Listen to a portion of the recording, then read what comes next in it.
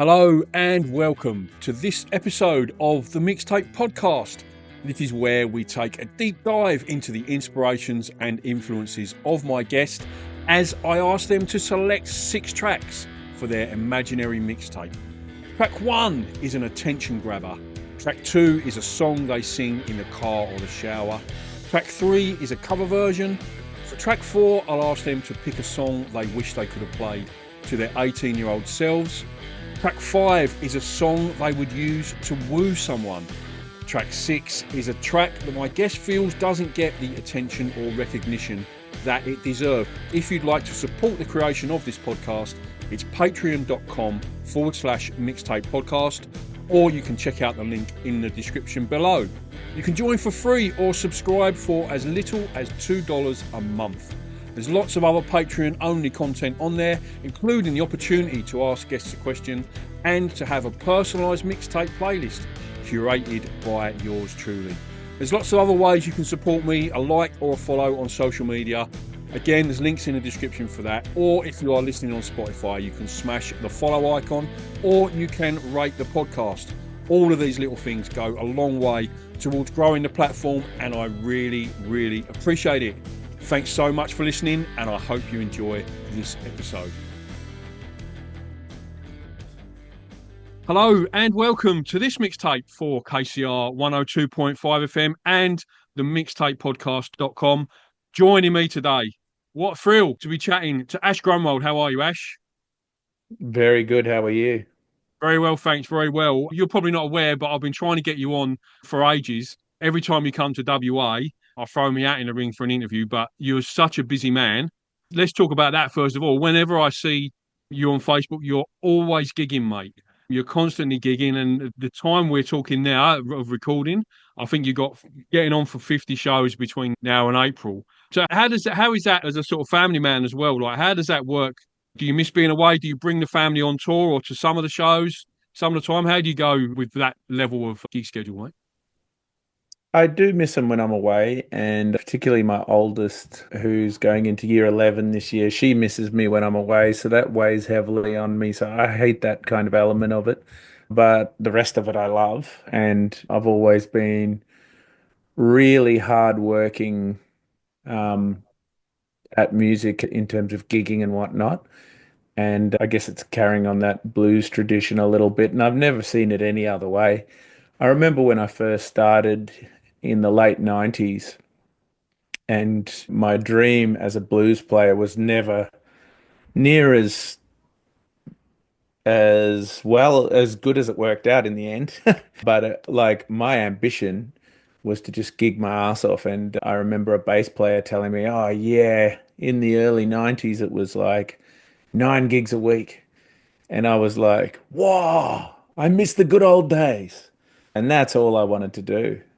And then fast forward a couple of years after that, it was all I wanted to do was be this road dog and just travel and play music. And then as I kept going, I realized, oh, geez, that's what my heroes did. That's what Howlin' Wolf did. And Muddy, they'd go down and drive all over the Delta and do these really hard tours and stuff.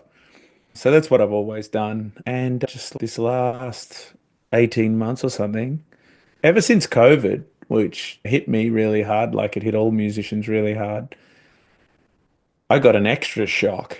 And I just wanted to be the first band out of, you know, like I was like on that starter's block, warmed up, ready to start sprinting and not lose my house.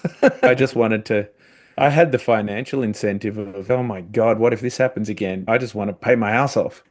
So I just raced out there and took that kind of workmanly approach to it. And the funniest thing about that is it's actually made the music feel better too, because I just don't get tricky about what gig it is or what goes on or whatever. I'm like, oh, did we get a lot of people? Did they pay their money at the gate? Did whatever. It's just like a job in that sense. And it just levels everything out in a really good way. Because like sometimes as artists we get a bit, I wouldn't say I've ever been precious, but like you get a bit like, oh, did that one go well? Or I don't know, you just self-doubt and whatever. I don't even worry about that now. I just concentrate on being the best player I can, and if I'm paying the bills, I'm happy. So Sure. like a mixed blessing of all that stuff that went down, really. I'll just run through I won't go through all the dates, obviously, because we'll be here all night. But WA dates, your Carafa on the 20th of February, the Charles Hotel in North Perth, 21st of February, Ravo Blues and Roots at the Ravenswood Hotel, 22nd of February, Kalamunda Performing Arts Centre, just around the corner from here at KTR, the 23rd of February, and the Indian Ocean Hotel on the 2nd of March. AshGrunwald.com is probably the best place to go for tickets for those. My radio show is called The Mixtape. And the reason for that is I was given a mixtape as a young 16-year-old apprentice that was chock full of some fantastic blues.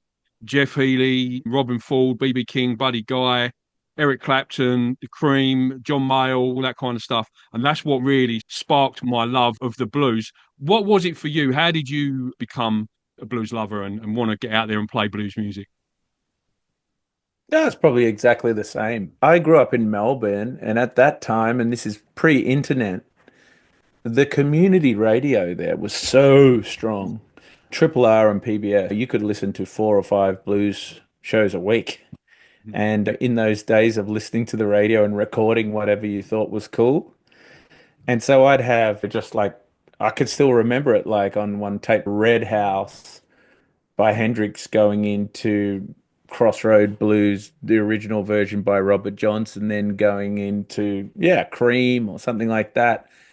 Um, the newest thing at the time that when I was getting into it, or when I was about 14, the newest thing was like Buddy Guy's current project at the time, which was him in that 90s, like, damn, I got the blues kind of era. Yeah. Yeah, and it was just running through that because I can hear the mixtape in my head. And it was the best. And I just got this great education from those DJs. So I'm really thankful to them. And yeah, radio played and mixtapes played a huge part in me, in my education in blues. Let's talk about your most recent album, Shout Into the Noise. Now that was a lot of collaborations on that song with other songwriters. How did you find that creative process different to your earlier albums, which you wrote primarily on your own? Yeah, it's a good thing to get into when you're going for a different kind of sound. And sometimes I co-write with songwriters that are from a completely different scene, and they bring different things out of me.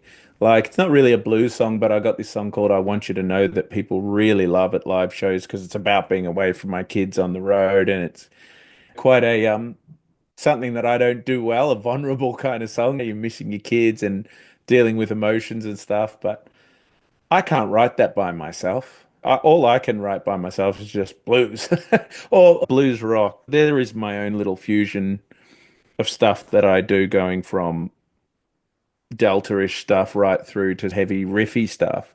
But that's all I write. And I really love like going with a young writer who's doing like acoustic poppy kind of stuff and then writing with them and seeing sometimes the young ones and the more people from the more, I don't know if you'd call it pop these days or what you'd call it, more mainstream world, they get me to shorten some things and they change the structure a little bit. Oh, maybe you could do this, maybe you could do that. And generally, the things that they suggest, I think, make the songs way better. It's not a case of it getting watered down or anything. I feel like it improves from it. But I'll always oscillate. I'm on album 13 or something now, studio album, and lots of live albums along the way. I'll always oscillate between trying to push the boundaries of that blues and roots genre for me into and it being a fusion with like modern production elements and whatnot, and then flipping right back to like I did with Josh Teskey, something like really earthy, really delta, straight to analog tape. So it's pretty cool to explore. Mm. That was a perfect segue into my next question, which was about that collaboration with Josh. How did that come around? Did you just know each other from the scene? I imagine there was probably a mutual respect and admiration there. Did you know Josh before you made that record together? I didn't really know that I knew him. So I came to them as a fan, and we were both on the same record company, and said, "Hey, like I just pushed for collaborating with them, and would they be on a track kind of thing?" And it so happened, and this is a good thing about being old, it so happened that before I had an album in shops, and before I was known, I used to gig around my local area and whatever, and they were little kid, like they're 10 years younger than me. So they used to busk at these hippie markets and then come watch me at this out of the way pub. And that's long before any of us were known. And so they knew me from way back. And they saw me in that little pub with my own vocal PA. And then fast forward another 5 or 6 years. And then when they went to their first Falls Festival, which is a big festival we had over East, I think it's still going. Then they saw me on that stage blowing up kind of thing. So I didn't know any of that history until I asked them if they'd be on one of my tracks and they told me all about it. Oh wow. And I just thought that was such a cool tie-in. It's like a achievement award that these young guys that are killing it actually got influenced by you and stuff. Yeah. So that was really cool. Yeah. Yeah, and there's lots of when you've been in it for a long time, there's a lot of those little gems. But they're great guys. And ironically enough, the young guys were the ones that really schooled me on doing my first start to finish analog recording with no computers involved. The computer was after the tape. It went to a computer then. It's impossible to do anything without a computer at the very end of the process. But pretty much that was as close as anyone can get to the way you would have recorded in 1958 or whatever. That was such a great back to basics, earthy experience. And for me, geographically, I was going back to around the area where I was originally from and where we recorded. It was really bushy, just earthy kind of place. So yeah, it was really cool. I had a right result with that record. I bought the black vinyl from JB Hi-Fi, and there must have been some sort of mix-up at the warehouse, and they sent me the limited edition cream vinyl instead. So I was like, Oh yeah. "Thanks, It's cool, JB. eh? Thanks very much. Yeah, yeah. I'm not going to send that back. I didn't say nothing. I just, yeah, that's fine. Yeah, I'll keep You it on. little Thanks very beauty. much. Yeah, lovely. I've got people who've we didn't turn it off on the website. People who've bought them. So I'm trying to see if I can buy some so I can just sell them to people who want them. Yeah. There's a fairly thriving second-hand market on that record, I think, but there's no way I'm going to be selling mine. I'm going to be hanging on to that. Absolutely, Ah, for sure. All right, Ash, let's talk about your mixtape then. Obviously, the show's called The Mixtape, and when I get guests on, what I like to do is I like to get you to make up an imaginary mixtape right now. I'll give you some categories. You pick a song, and then we'll talk about the song, and then on the radio show, I'll play the songs in between the chat. And then if you're listening on the podcast or the YouTube channel, there'll be a link in the description down below to a Spotify playlist for all of Ash's mixtape track choices. So, track one of your mixtape, Ash, is when I kick off the radio show or when I make up a playlist or anything like that. I always like to go in with an attention grabber, something that's going to grab me straight away and make me want to listen to the rest of the tape. So, if you were picking an attention grabbing track, what one would you go for, mate? oh, geez. Okay. There's so many ways you can go. I think I might go on something that made me change my mind about. Actually, no, I won't go for that one. I'll go for Hendrix, Voodoo Child, Ooh, good. because it's a song that just makes my spirit Yeah, soar. yeah. And I can just imagine being a hippie in the 60s and Mhm. being on acid and being one of those guys who actually thought Hendrix was an alien. Because I just think that's such a futuristic step. And 60 years later, I just still think it's amazing. Mhm. And I still think there's no guitarists that are as free. And yeah, so I just, that's it for me. Any guitarist of all time list that doesn't have him at number one is no credibility for me. He's so groundbreaking, so before his time. Yeah, what a phenomenal guitarist! And imagine that. Imagine hearing him for the first time in the '60s. Like, what must have that felt like to see him play live? Like when you hear stories about, I think Pete Townsend and Eric Clapton saw him for the first time in London at a little club. And they're two of the mid '60s, the biggest names you get, and they're sitting there just thinking, "Oh, we might as well just throw away our guitars." Do you know what I mean? Like, that's the impact that he had. Yeah, phenomenal artist. Great choice for your track one, mate. All right. Now, track two, Ash, is pick a song that you sing when you're on your own in the car or the shower, mate. Wow, a million. But there's one I do at every gig, Yeah. and I sing it a lot. Ain't No Sunshine by Bill Withers. Great choice. Great choice. Mm. Yeah, absolutely love that one. Is the singing in the shower like a thing for you? Like, I know for me personally, like the tiles and the reverb, I always give it a good old thrash in the shower just because it makes me sound like a sort of half decent vocalist. Is that the same for you? Do you go for the more octaves in the shower, or you just stick to the lower ones, mate? I do. I'm singing constantly around the house, and my wife is a singer, and she doesn't, she got up at the gigs this week with us. Mm. And also, my oldest daughter got up for the first time ever Oh, it's doing the fantastic. Bill Withers song Grandma's Hands with me, and my youngest daughter sings as well. So they're all just singing away the whole time, and it Yeah, right. actually makes me sing a little less because it's just there's so much going on.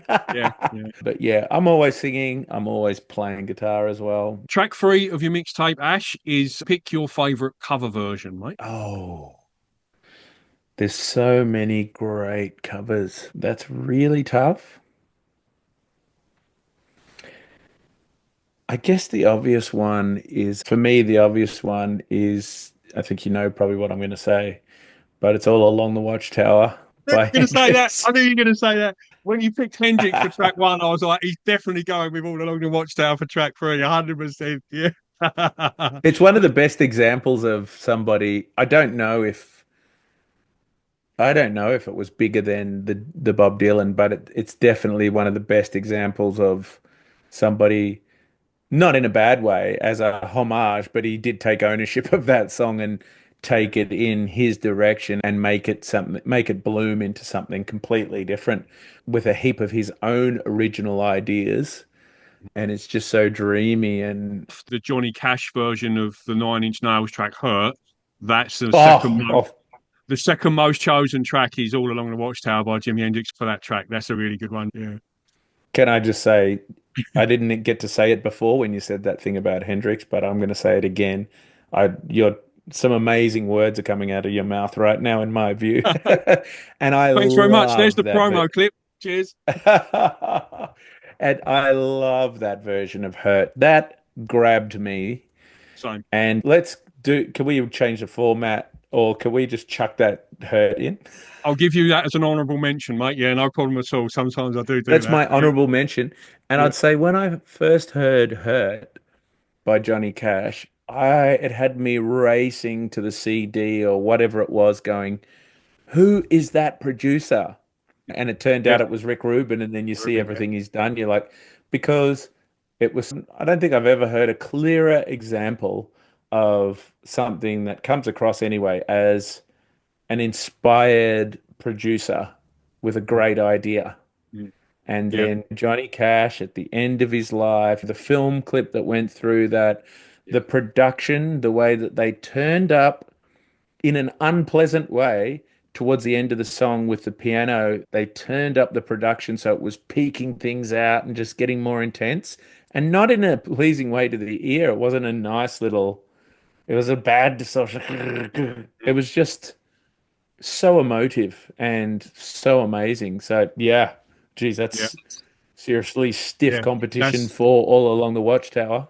That's my choice. Mm. Absolutely. Obviously, I made these tracks up, and that would be my choice for sure. And I think going back to Rick Rubin as well, like I've long been a believer that Rick Rubin should be in the Rock and Roll Hall of Fame as Rick Rubin for things he's done. Like you mentioned here the idea of giving that track to Johnny Cash. It was also him who put Run DMC and Aerosmith together. Easy and all that stuff he does. I think he's an absolute genius, and I love every Absolutely. yeah, fantastic shout out. I'd love to get him. He's my dream podcast guest is to get him on the radio would be Rick Rubin. That would be such a good chat. Yeah, And all then right. he brings out this book of philosophy as well and advice to artists and stuff. And he's Yeah, like this yeah. Buddhist. This guy's got some crazy stuff going on. I Oh, couldn't yeah. believe that. What a guy. All right. And Yeah. track four, Ash, is what is a song that you wish you could play to your 18-year-old self? So Oh, it well, can be that's a. a song from any era, from now or from before, or yeah. When you're 18, you wish you would have heard it. Yeah, there was something. I often cover the song Human by Rag and Bones Man. Do you know that song? I'm I only love that track. I human love that track. after Yeah, he's a all. great vocalist. Yeah, yeah. I love it, and I got into it because somebody said that he's. Firstly, I'd say, in my opinion, he sings way better than me. But somebody said it reminded them of me, and so I listened to it, and I was like, "This is awesome." Maybe I was loving this. Whatever. He's a way better singer than me, and I love it. And he's coming out to Blues Fest as well, Mm. and I really love his in the beats department. It's pretty gritty. Back in the day, you would have said slightly hip hop influenced production and backing. Now everything sounds like that. Anything modern sounds like that. And that's something that I was working on in the mid 2000s. And actually, it was a love of mine even earlier than that, even before my first album. And I used to jam with, when I first started playing music in high school, with a mate who was using step sequences and all these things that make dance music. And I was really open-minded, yet I really loved traditional blues and stuff. And I think the fusion of that was cool. And sometimes I did stuff like that and it went really well, but I didn't really, there's nobody doing anything like that. And I didn't have much faith in myself to, I did it and then I forgot about it. I thought, okay, that's done. But I reckon I could have probably at an earlier stage in my career, especially when I was 18, Mm. if you played me what Rag and Bones Man ended up doing, and it would have been really inspiring to know, messing with the fusion of this stuff is really cool, and it's a cool thing. Keep going with it early in your career. That's a great choice, mate. And I think one of going back to cover versions again and making them your own. He did a for in on BBC Radio One. They have a thing called Live Lounge, which is like a version sort of type segment. And he did "Gimme Shelter" by the Rolling Stones, and it is amazing. It's one of the Oh, best cover versions I've ever wow. seen. Yeah, so look that up on YouTube. That's a really good one to check out. What a Track, resonant yeah, vocalist. He's so yeah, resonant. Yeah. amazing voice. Track five, Ash. If you were making up a mixtape for romantic interest, you were trying to woo someone, like for your wife or wife to be, girlfriend, whatever. What's a track you would pick on? You would play on your mixtape to let someone know you're romantically interested. That's an interesting question. It would be something by maybe something by Bobby Blue Bland. Am I saying it right? Yeah, yeah, Bobby His Blue name? Bland. Yeah, the blues in inverted commas, isn't it? Yeah. And he does that song. I can hear a song in my head right now, but I've been listening to him heaps. I ain't gonna be the first to cry. That's a cool one. Right. We could Yeah. put that one. Yeah. All right. Let's go with that then. Let's go with that. And finally, Ash, to round out your mixtape, pick a track for your mixtape that you feel is maybe underappreciated, it doesn't get the sort of recognition that it deserves. Oh, there's so much of that. Yeah. Oh, that could be anywhere. That's a really good question. I might be one of those guys. My, I got back into the mixtape thing. I Yeah. didn't really, being a musician, and like I say, I've done 13 albums and been doing it for 25 years or something. Often I end up like not listening to music. And then I made a 3 hour mixtape for my pre-show. And so then when I'm signing and when I'm doing things around the venue at a gig, I hear it. And I love my pre-show mixtape so much. Good Okay, time. if maybe I should be putting this in, but this is a such a great idea. What my format? Yeah. Yeah, thanks very much. It's a fun way of exploring your sort of influences and your inspirations, really. I specifically put this question in the mixtape so I could get introduced to new music. That's one of the reasons why I chose it, so that people would tip me off to new stuff. Okay, this is amazing. It's just a groove. It's not blues or anything. It's just a groove, and I think it's called Spaceship Earth. And I listened to it with my kids. My mate put me onto it, Mm, and it's a song with a guy with a really cool voice. He sounds like Black English kind of vibe, mm, mm, and he just talks you through this thing, and the music's really cool and spacious, and this groove just comes through, and he talks you through this thing. It's almost like a poem, mm, and it's basically it's talking about aliens coming down and they're landing their ship, but in some way that I can't describe right now, but people just have to listen to it. It goes full circle and it's the panspermia theory that we were seeded on this planet. Mm-hmm. And it's a legit theory that people have Mm-hmm. that humans were, because there's a few evolutionary links missing and blah, blah, blah. But some people think that, and it's been taken relatively seriously, the theory that sometimes people, they theorize that were we seeded on this planet because we Mm-hmm. took a little evolutionary jump. But anyway, it Yeah. deals with that Mm-hmm. in a song. And it's just, I've never heard anything like it before. And it takes Fantastic. you through this story. And I'm like, wow, that's just genius. Mm-hmm. Yeah. And I wish I could write a song like that would deal with a concept so big and so involved. I I like really big concepts, and then I can never get it into a song. So yeah, pretty cool. Great choice, mate. Great choice. So what I've got, Ash, is not only do I put each individual guest mixtapes on the Spotify, there's also six playlists with all the track ones on a playlist, all the track twos on a playlist, etc. Track six playlist is my favorite because it's always like you just described, this out there stuff. Yeah. So if you want Wow. to, anyone wants to check out those, it's the mixtapepodcast.com, and there's a Spotify playlist link at the top. Just to round out the chat, Ash, future plans. I know you're gigging well into 2025, but what have you got planned once the tour's over? Are you going to be recording anymore, or what you got going on in 2025, mate? I'm recording as I go, like track by track and putting them out. So hopefully I'll have a new one that I've recorded already that'll be out in the new year. But it's just track by track until albums. And yeah, it's been all about live gigging, and I think it will be for another calendar year or 18 months. Yeah. And then I'm probably going to take the year that I turn 50, or the year in which I'm 50, because I get turned 50 in September. Mhm. So maybe I haven't decided yet whether I'll gig hard in that year as well. Once I turn 50, I'm gonna really go. My birthday present is gonna be some time off. Yeah. Yeah. So I'll probably do some writing in that time, but I'll Sure. be doing a hell of a lot of surfing and just chilling out Yeah. and playing Yeah. guitar. Yeah. Fantastic. Like I said, it's ashgrunwald.com for tickets for the upcoming shows. I can't wait to see you at the Kalamunda Performing Arts Centre, Ash. It's going to be a great show. Safe travels wherever you go, mate, and I'll see you when you get here. Cheers, Ash. Thanks very much, mate. Thanks, that was heaps of fun. Absolute pleasure. Thanks for your time, mate. See you later. Cheers, brother. Thanks. Sorry Bye. if Bye. the answers were too long. I got right into it. I've got a 2 hour show.